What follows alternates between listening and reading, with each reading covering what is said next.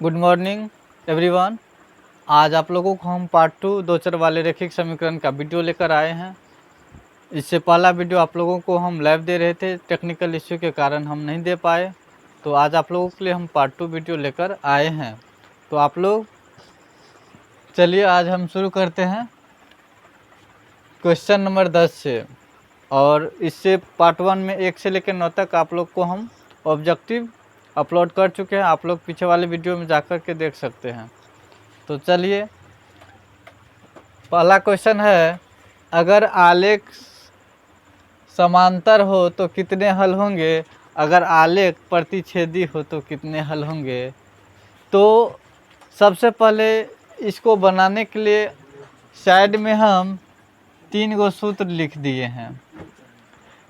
यदि इन तीनों सूत्र को हम लोग भली भांति याद कर लेंगे तो हमारे लिए ये ऑब्जेक्टिव बनाना आसान हो जाएगा। ठीक है, देखिए पहला हम क्या बताए हैं कि A1 बटे A2 बराबर नहीं होगा B1 बटे B2। तो आलेख जो होगा कैसा होगा, वो प्रतिच्छेदी होगा। क्या होगा? प्रतिच्छेदी होगा। आप कहिएगा प्रतिच्छेदी क्या होता है। देखे होंगे एक रेखा इधर से जा रही है और एक रेखा इधर से आ रही है, यहाँ जो कटा तो यही होता है प्रतिच्छेदी रेखा। एक दूसरे को क्रॉस किया, एक दूसरे को क्या किया? क्रॉस किया। अब एक रेखा होती है समपाती रेखा। क्या होती है? समपाती रेखा। जैसे एक रेखा है ना, इसी रेखा पे आके एक रेखा ओवरलैप कर गया। एक रेखा है, इसी पे आके एक रेखा चढ़ गया, तो इस तरह का जो रेखा होगा उसको कहते हैं समपाती रेखा। क्या कहते हैं? समपाती रेखा। अब देखिए एक है समांतर रेखा। पहले हम लोग समझते हैं कि प्रतिच्छेदी क्या होता है, समपाती क्या होता है और समांतर क्या होता है। स्टेप बाय स्टेप सीखेंगे, आप लोग देखते रहिए। अब है ये समांतर रेखा, है ना। जैसे आप लोग देखे होंगे, एक उदाहरण के लिए हम बता रहे हैं आपको, देखे होंगे रेलगाड़ी का पटरी, है ना। तो रेलगाड़ी का पटरी क्या होता है? समांतर होता है। क्या होता है? समांतर होता है। ये एक दूसरे को किसी भी बिंदु पर किसी भी जगह प्रतिच्छेद नहीं करेगा। आप कहिएगा सर रेलगाड़ी का पटरी तो टेढ़ा भी होता है। टेढ़ा होगा, लेकिन उन दोनों के जो बीच की दूरी होगा हमेशा क्या होगा? बराबर होगा। तो कभी भी क्रॉस नहीं करेगा। तो ये क्रॉस जब नहीं करेगा, प्रतिच्छेद नहीं करेगा, तो ये पैरेलल रेखा होती है इंग्लिश में, जिसको कहते हैं हिंदी में समांतर रेखा। तो अभी हम लोग समझ गए कि ये एक दूसरे को जहाँ काटा तो इस तरह का रेखा हो गया प्रतिच्छेदी रेखा। एक रेखा जा रहा था, इसी रेखा पर आके एक रेखा ओवरलैप कर गया, चढ़ गया, ये हो गया समपाती रेखा। और समांतर रेखा जो होती है, एक रेखा के ठीक जस्ट उसके ठीक सामने जाती है और वो एक दूसरे को किसी भी बिंदु पर प्रतिच्छेद नहीं करती है, और इन दोनों के जो बीच की दूरी जो होगा हमेशा बराबर होगा, हमेशा समान होगा। तो ये होता है समांतर रेखा। इतना क्लियर है। अब उसके बाद हम लोग A1 B2 A1 A2 B1 B2 C1 C2 ये फंडा कहाँ से आया उसको भी आके बताएंगे। तो प्रतिच्छेदी, समपाती और समांतर क्या होगा, क्लियर है। अब है एक हल, अनंत हल और कोई हल नहीं। ठीक। अब देखिए यहाँ पे सपोज कीजिए हमारे पास, हम एक एग्जांपल लेते हैं। जैसे ले लिए 2x + 5y बराबर 6, है ना। और ये क्वेश्चन मान लिए फर्स्ट। एक ले लिए 4x + 10y बराबर ले लिए 12, है ना। चलिए, तो A1 और A2 B1 B2 C1 C2 ये कहाँ से आ गया है, तो आपको यहाँ से समझना पड़ेगा। तो समीकरण एक में x का जो गुणांक होगा वो a का वैल्यू होता है, यानी A1 होगा। समीकरण A में y का जो गुणांक होगा वो B1 होता है, और समीकरण 1 में जो अचर पद होता है, जो कांस्टेंट होता है, वो C1 होता है। अब समीकरण 2 से चलते हैं हम लोग। समीकरण 2 में x का जो गुणांक होगा वो A2 होगा, और समीकरण 2 में y का जो गुणांक होगा वो b2 होगा और समीकरण 2 में जो अचर पद होता है वो मेरा c2 होता है। तो a1 b1 c1 ये कहाँ से आया आपको समझ में आ गया। प्रतिच्छेदी संपाती समांतर ये भी समझ में आ गया। अब हम लोग चलते हैं इसका हल कैसा होगा, एक हल होगा कि अनंत हल होगा कि कोई हल नहीं होगा। चलिए, कहता अगर आलेख समांतर हो तो कितने हल होंगे। तो आपको ये चीज़ देखना है, आलेख क्या कह रहा है हमको, समांतर। क्या कह रहा है, समांतर। तो समांतर के लिए आपको हम बताए हैं, यहाँ नीचे लिखे हैं कि a1/a2 बराबर होगा b1/b2 के और बराबर नहीं होगा c1/c2 के। तो इस तरह का जो आलेख बनेगा वो रेखा समांतर होगा। यदि हल का बात करेगा तो कोई हल नहीं होगा। और पूछेगा ये संगत है या असंगत है, तो हम बोले जब कोई हल ही नहीं है तो ये क्या होगा, असंगत। क्या होगा, असंगत। तो यहाँ से हम लोग पहले क्या करते हैं, अब हम समांतर का सूत्र लिखते हैं। हमको क्या पूछा है अभी, आलेख कैसा होना चाहिए, समांतर। तो समांतर का रूल क्या है कि a1/a2 बराबर होगा b1/b2 और बराबर नहीं होगा c1/c2 का। ठीक है, चलिए। तो इस तरह का जो रेखा होगा इसका क्या होगा, समांतर होगा। और हल कितने हल होंगे, तभी तो बताए आपको इसमें कोई हल नहीं होगा। आपको याद करना पड़ेगा। तो इसका आंसर क्या हो जाएगा, कोई हल नहीं। क्या हो जाएगा, कोई हल नहीं। अच्छा, कोई हल नहीं होगा, आखिर हुआ क्या। अच्छा, कोई हल नहीं हुआ तो मतलब जीरो हुआ। यहाँ से क्वेश्चन पूछेगा, आपको कोई हल नहीं दिया, ऑप्शन में दे दिया 0 1 2 3, तो क्या मारिएगा, 0 मारिएगा। अब देखिए अगला 11 में कहता अगर आलेख प्रतिच्छेदी हो, आलेख क्या हो, प्रतिच्छेदी हो, तो इसके कितने हल होंगे। तो प्रतिच्छेदी का रूल कहता है, क्या कहता है कि a1/a2 बराबर नहीं। देखिए ये होता है बराबर, इसी को जब हम क्रॉस कर दिए तो ये हुआ बराबर नहीं। तो a1/a2 बराबर नहीं होगा b1/b2। तो आलेख जो होगा वो प्रतिच्छेदी होगा। ये तो जान आलेख क्या हो, प्रतिच्छेदी हो। लेकिन इसको पूछा है प्रतिच्छेदी में हो लेकिन कितने हल होंगे। तो प्रतिच्छेदी में जो होता है हल जो होता है एक होता है। तो आपको ऑप्शन में रहेगा सिर्फ एक हल, कोई हल नहीं, अनंत हल या अपरिमित रूप से अनेक।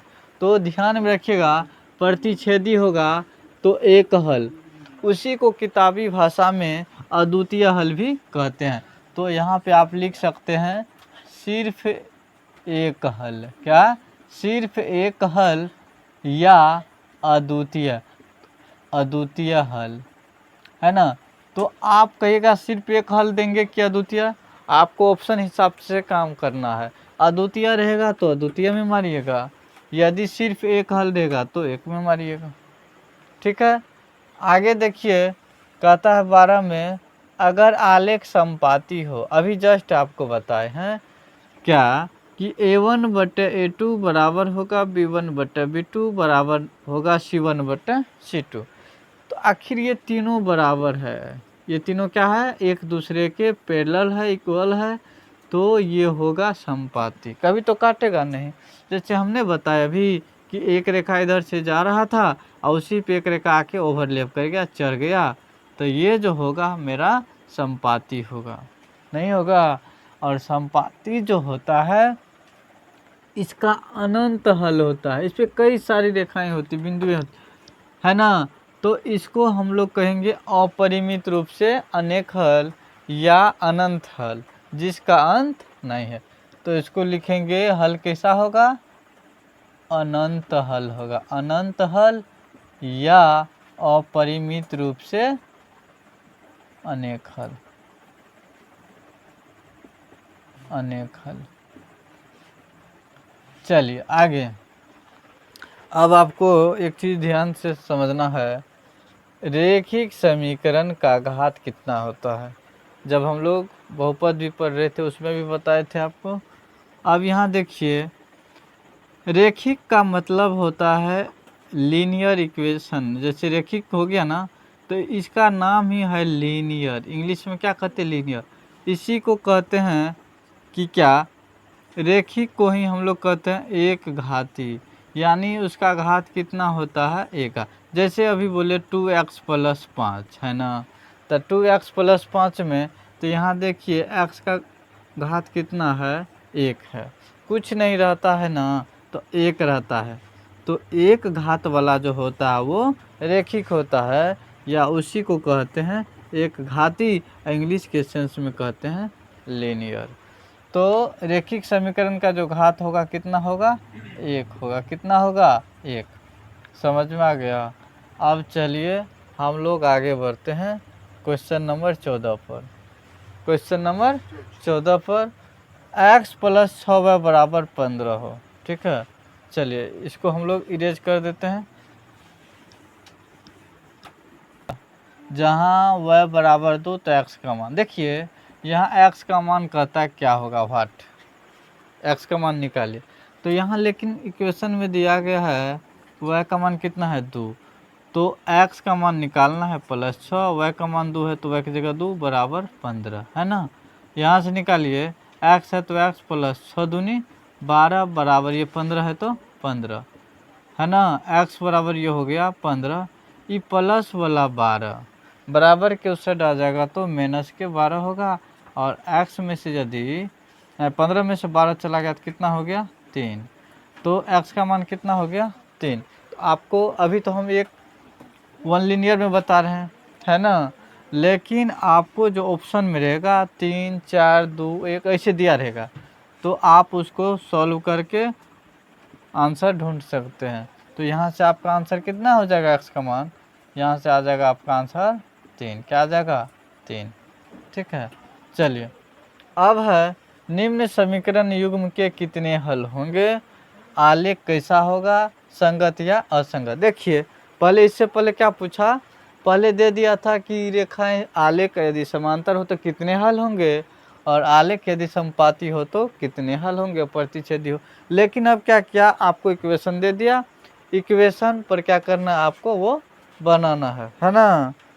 चलिए इसको उतार लिए आप लोग, उतार लीजिए।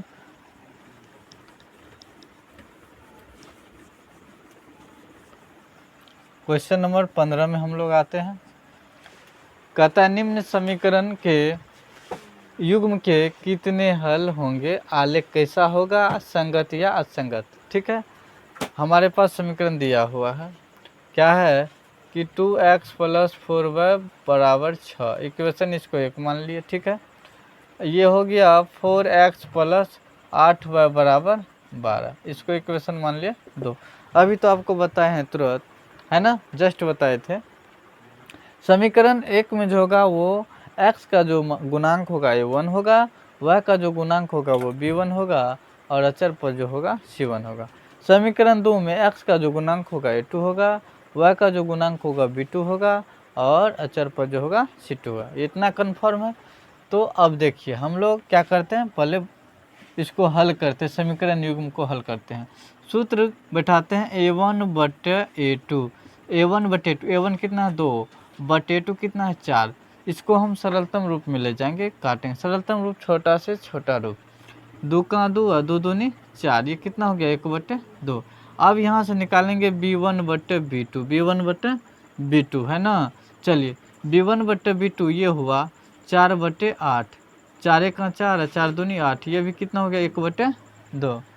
अब है c1/c2, c1/c2 कितना? 6/12, 6 का 6 6 दूनी 12, ये भी कितना हो गया? 1/2। अब एक बात बताइए कि a1/a2 का भी मान कितना आ गया? 1/2।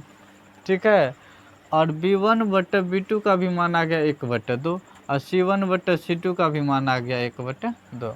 तो नियम कहता है कि a1/a2 बराबर होगा b1/b2 बराबर होगा c1/c2। तीनों तो बराबर है, तो इसको हम सूत्र पे बैठाते हैं कि A1/A2 बराबर होगा B1/B2 बराबर होगा C1/C2। तो ये जो होगा इसका जो आलेख होगा ये आलेख होगा समपाती। क्या होगा? समपाती रेखा। हमको तो ये भी पूछा ना आलेख कैसा होगा, तो आलेख कैसा होगा? समपाती होगा। ठीक है। अब कितने हल होंगे अभी ने बताए कि समपाती होगा। जैसे ई रेखा जा रहा है, इसी रेखा पे ओवरलैप कर गया, ओवरलैप कर गया, तो ये हो गया समपाती। और ये इस पे जो है अपरिमित रूप से अनेक हल होता है, अनंत हल होता है।